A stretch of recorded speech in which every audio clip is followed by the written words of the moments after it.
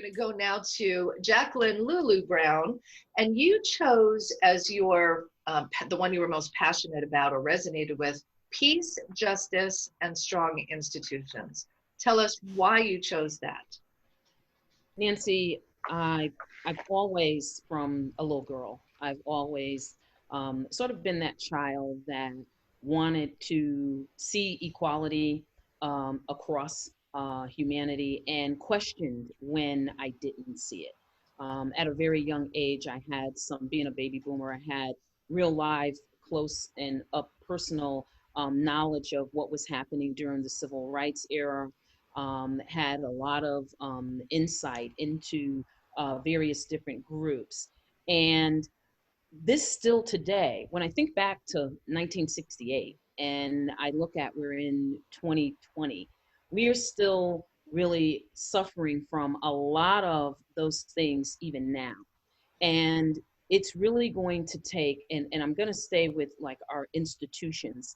I'm going to go to that for a second. It's really going to take our educational institutions, and I love what Natalie is doing, because there is one thing that brings about a disruption in peace is when we as humans don't value one another.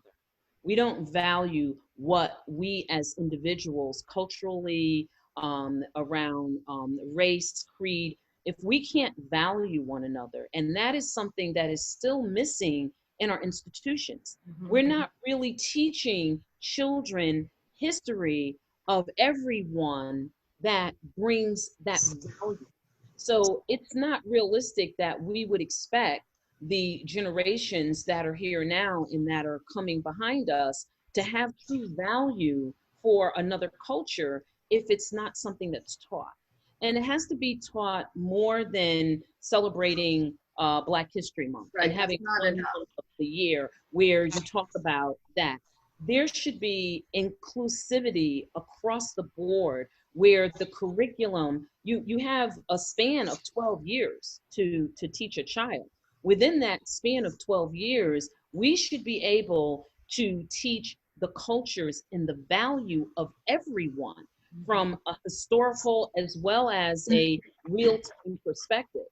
And when that value of each other is instilled in us, then we begin to see why we should care, why a particular matter is something that we should join together and be on one accord to fight for equality.